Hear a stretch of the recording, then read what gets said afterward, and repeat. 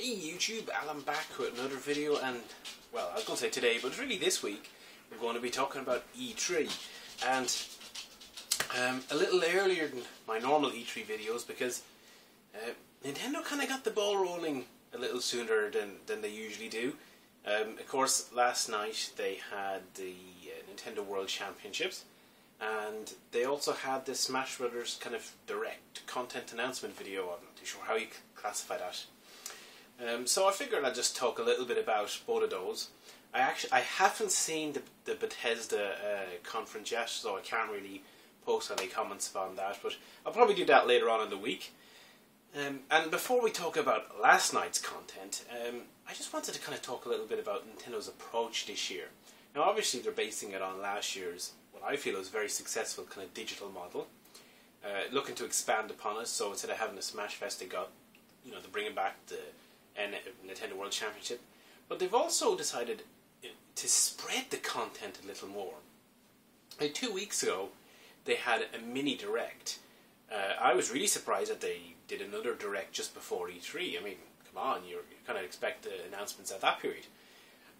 I think it's a good idea though, because they spoke a lot about titles that maybe would not, have gotten as much of the limelight if they had been announced at the same time as all the big games and whatnot. So it's a good idea to spread your content so that everyone kind of gets a little bit of the limelight.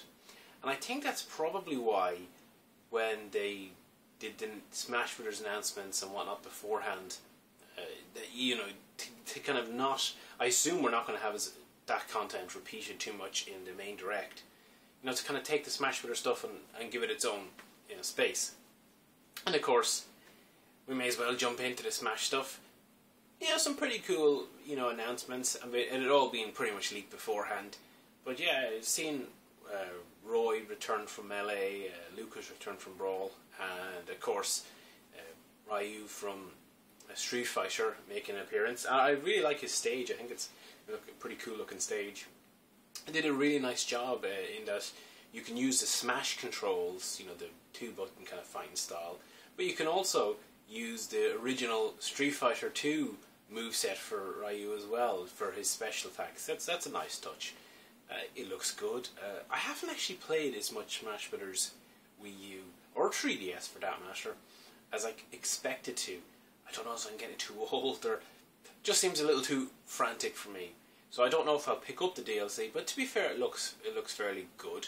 They also announced quite a number of costumes, and I found that was quite interesting because they made a point that they have Virtua Fighter costumes, Akira and Jackie, and they have, someone from Tekken, Hayachi or something like that?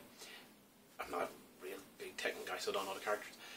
But that means that they have 3 big fighting franchises represented in Smash Brothers, which is pretty cool.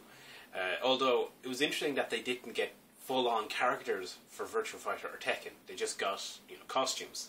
And then they had more Mega Man costumes in Animal Crossing, and of course they got a little Splatoon stuff in there. A lot of people have wondered, will Splatoon get their own character? I have a feeling that that'll be for Smash 5. Splatoon's doing quite well, it seems, and look, thank God Nintendo have finally taken it on to try a new genre with a new IP and actually, give it young developers a chance to express themselves, and it's paying off for them. But anyway, that's kind of getting off the point. So yeah, Smash Brothers stuff was good, if a little predictable, because not only had it leaked, literally the whole content had leaked earlier in the day or whatever, but there had been some, sound files found on the 3DS game earlier. But, I can't understand how they're letting that slip through as well. I mean, if you've got content like another character, especially from a third-party franchise, you would think that you would be very closely guarded in what you're putting into the game updates. And I also wonder, how come the main content leaked again? That's the second time Smash stuff has leaked big, the cinema's leaking out beforehand. I can't imagine that either whoever's doing it at Nintendo or Bandai Namco or Sora, I can't imagine that's going down well at all. So anyway, that was Smash Bros. Looks pretty good. Actually, just before the main event, they had another kind of Treehouse live warm-up, and that was really just to, I suppose, don't know, kind of get people into the groove a little. But I also noticed that, as well as kind of showing off a little more Yoshi's Woolly World, which looks brilliant, if it's as good as Kirby's Epic Yarn, it'll be a really good game. But they snuck in another announcement, and that was that Earthbound Beginnings, which is basically the kind of Earthbound Zero ROM that's been floating around the internet for ages, is making its way to the EU, to the Wii U shop, eShop, which is really nice. And I'm kind of thinking, I wonder now, does that mean we might see more games that didn't quite make a release, like Star Fox 2? Because Dylan Cuthbert had been talking about Star Fox 2 rather recently on Nintendo Life, and he said the Star Fox 2 ROM that's floating around is not the complete version. It's not as complete as people think it is, which it seems fairly complete, so I'm kind of curious as to what it could be missing.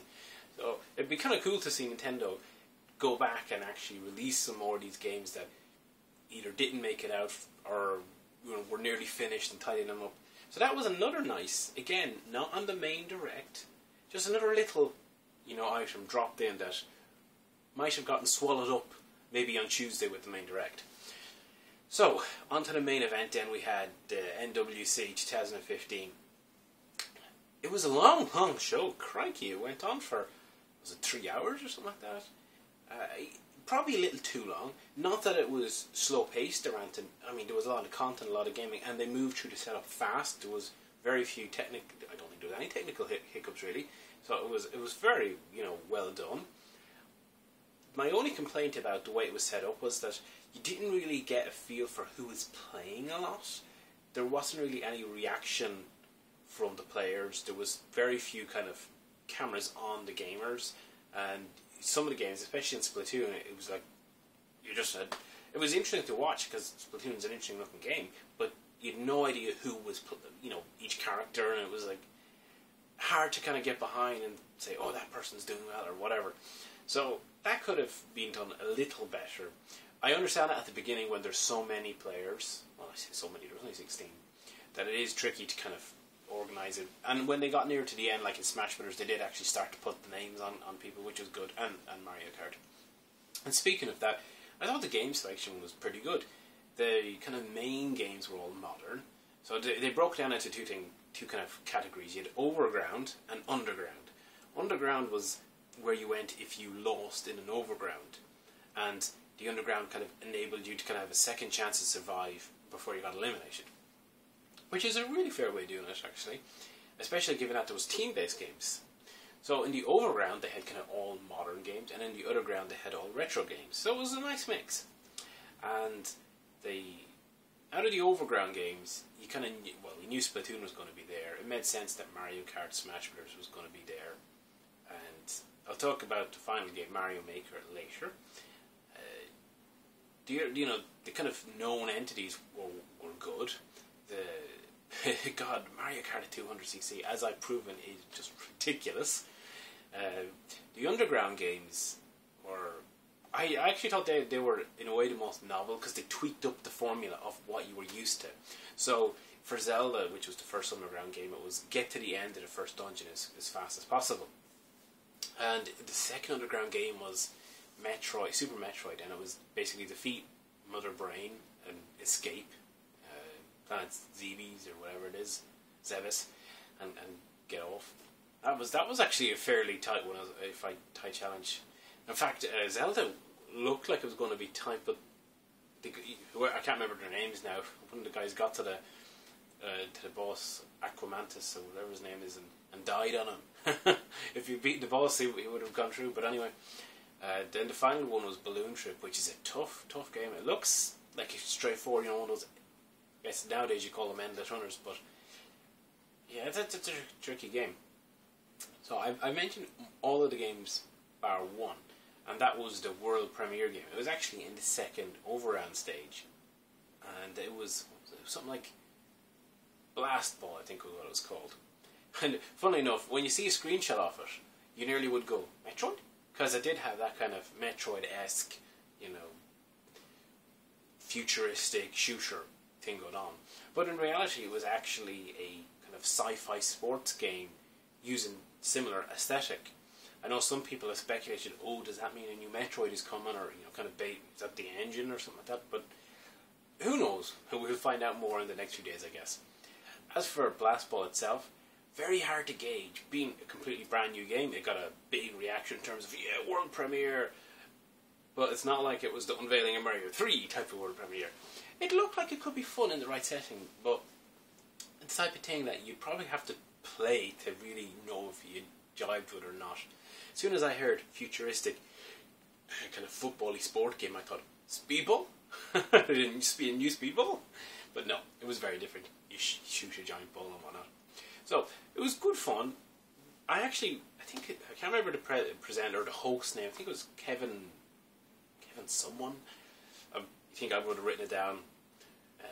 But he was actually quite good. I was a bit unsure at the beginning, but no, I thought he did a good job at holding the thing and keeping things moving along. And the commentators were quite good as well, and it was nicely done. One of the funniest bits though was right near the end, just before they went. It wasn't that near the end, but as they introduced Smash Brothers, they recapped to last year's Smash Fest, and they had this kind of clip of Reggie, saying how he was challenged last year by one of the contestants from Smash Fest, and he was like, "Oh, Smash isn't my game, but I got a 3DS now, and I'm going to train up on the 3DS version when it comes out, and then I'm going to kick your ass," type of thing. Bring it on. And they had it really well edited how they did that. It was very funny. So they had Reggie actually manned up and he took on the challenge of this Smash player, and he got absolutely hammered. But it was all in good fun, and when you see the kind of CEO of Nintendo of America up on stage, putting his money where his mouth is, so to speak, and taking his lumps in Smash Bros. Because of course this guy is one of the top pros in Smash Bros. Of course he was going to kick Reggie's ass. But it was good fun. By far and away though, the most enjoyable round was the final round, and that was Super Mario Maker. I kind of guessed that would be. Part of me kind of hoped it wouldn't be, because you could have maybe a wizard type announcement, And I think the crowd got that too, because you could tell from the reaction as each game came up. That first you got an audio cue before you actually seen what game it was, and when Blast Ball came up and it came up world premiere, it was kind of world premiere, and there was less announcement for Mario Maker, or as it's now called, Super Mario Maker. Actually, I thought one of the funniest announcements was when you heard the audio for Metroid, the dum, and it was and the host said something like, "Yeah, it's amazing how just one kind of subwoofer beat, everyone knows what it is." But anyway, yes, it's Super Mario Maker as it's known. I've seen bits of it, and to be honest, I've been getting really, really excited for that game. It looks like, in all honesty, if it's as flexible as it's starting to look, like it could be the best 2D Mario game ever. And that is quite something when you put it like that. But if the toolset is as flexible as it looks, you could create pretty much any Mario game. So by its very definition, it contains within it the capability to be the best Mario game ever. And the way this final was worked, basically each person took on a Mario 1 style game, a Mario 3 style level, and a Super Mario World style level, and a new Super Mario Bros. U style level. They kind of used tricks and whatnot that were slightly different to each one, because there's slight differences depending on the team. And they all look just so fiendish. Like, you stack in multiple enemies, you can have giant enemies, and you can have all sorts of crazy stuff popping out of pipes, and coin boxes, and it just seems like, in some ways, it seems like a troll's nightmare. Because you're starting and you can see the players where I don't want to hit that question block because it's probably going to be bad. But you're fighting your normal Mario instincts of question block, get the power up. And it just looks so well put together, and the creations that the Treehouse made, Nintendo of America Treehouse, look really devious. And if the community kind of gets behind, and we do start to get a lot of kind of cool content being shared, it's just going to be like it could go crazy. You know, people have, I think, underestimated the potential of that game. If they get the community aspect right, we could be talking about the biggest game of the year.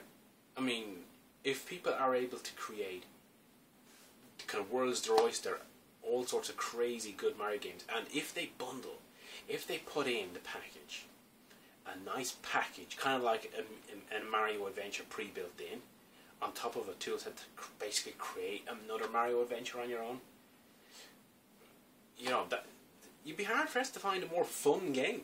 Maybe not epic, you know, big kind of 3D massive games or whatever, but when it comes to pure fun, it's hard to beat Mario. And that game looked fun. Even as the players were taking part in the final, you could see, and they were sometimes describing, but sometimes you could see the reaction, and it was just fun. It's like, oh damn, I died, but this is fun. I'm losing, but it's fun. And that was the thing. It went down to the final where the way it worked, each person in the first 3 matches, whoever won got 15 seconds of a head start. When it came to the last round, it was kind of like gladiators, really. So, you know, contenders, are you ready? On my mark, go Mario 1, go Mario 2. Unfortunately, the very last round, you were kind of hoping it'd be a good tight battle, but the person who won the championship, I think it was John Numbers, funny enough, I can't quite remember his name. He bet Cosmo. Cosmo's a speedrunner. I've actually seen some of his stuff before, like his Ocarina of Time stuff and his Wind Waker stuff. He does know his stuff. I was a little surprised that Cosmo didn't give it more of a go at Mario. I don't know if he's not as good as Mario, but John Numbers, or I'll just call him Mr. Numbers, he was very, he didn't make very many mistakes in that last final. And to be fair, all throughout the tournament, he did look pretty damn good. He won Smash Brothers, he won the Mario one, he was very close if he didn't win the Mario Kart one as well. You know, in fact, he never went into the Underground at all. He stayed. The only person I think that stayed the whole way through. Cosmo actually did go into the Underground on Mario Kart. He was quite poor actually, Mario Kart. Now, to be fair to him, CCC is hard, as I demonstrated. But he did manage to win the one person out of everyone that went into the Underground. Only one person could come eventually back up right at the end, and that was Cosmo, who managed to survive the Underground with his balloon fight. He had a good balloon fight right at the last second. He actually also, I think he actually got through in Smash Brothers right at the last second, because he looked like he got nearly a double smash right near the end. But he's a good player. To be fair, they were both good. I mean, he was very, very deserving champion. He actually won on the Best Boy playthrough too. He wasn't an invited guest, so there you go. And Cosmo was invited, so it was a good final actually, but one of each. And the winner then was presented with a trophy from Miyamoto, which was a nice touch.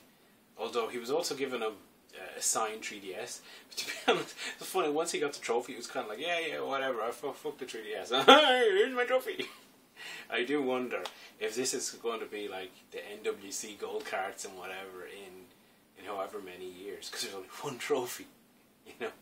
Are we going to see that as being a massive, memorable, collectible item or whatever? So anyway, that was a nice, fun way to kick off. We got a few little announcements. We got to see more of Mario Maker. We got Blast Ball. We got Earthbound unveiled. We got a lot more Smash Brothers information. And Nintendo haven't even started their E3 really. They haven't done their main presentation. They also did a Nintendo Mini Direct 2 weeks ago announcing Chibi Robo and a bunch of other 3DS stuff, which is actually gone out of my head. So they've really, I think actually, well, it mattered. There's Pokemon Super Mystery Dungeon. I think there's Monster Hunter stuff coming out. You know, plenty of stuff. So Nintendo have had a lot of content unveiled already. So part of me is kind of going, what could they have possibly left to announce on Tuesday? Because they're not going to talk about the NX. They're not going to talk about smartphone games. They're not going to talk about quality of life stuff. They're probably not going to talk about the Club Nintendo replacement, because that's also a DNA. Basically, they said 3DS and Wii U, but they're not going to talk about. They said there's no Zelda, which is a bit surprising because Zelda was there last year. So last year you could show it off, but this year you can't at all. I find that suspicious. Oh, the other leak. I forgot about the leak while I'm talking about it. Hyrule Warriors, I tweeted about it. Oh god.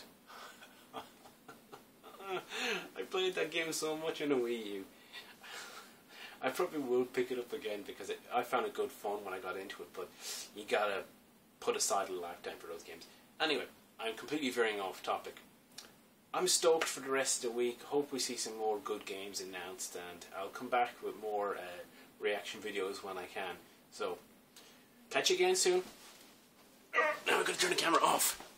Getting old for this.